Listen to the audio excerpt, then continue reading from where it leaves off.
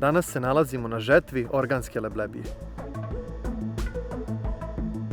Ovaj usev se veoma retko gaji kod nas u Srbiji, dok je na istoku veoma popularna kultura.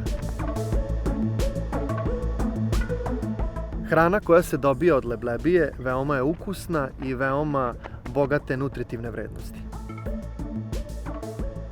Leblebiju smo prvo testirali na malim površinama, a zatim je uvodili na sve veće i veće površine.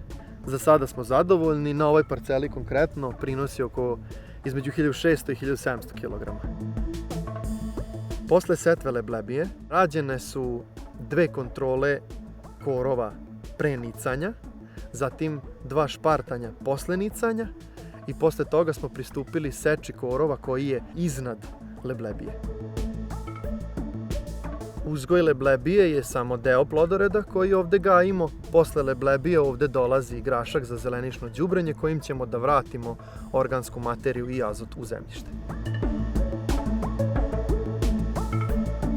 Nakon žetve, leblebija se transportuje do kontrolne tačke gde se vrše merenja vlage, hektolitra proteina.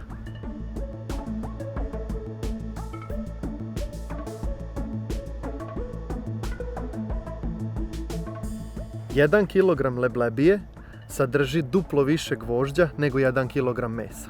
Zato smo se opredelili da uzgajamo organsku leblebiju, promovišući na taj način zdravu organsku poljoprivredu.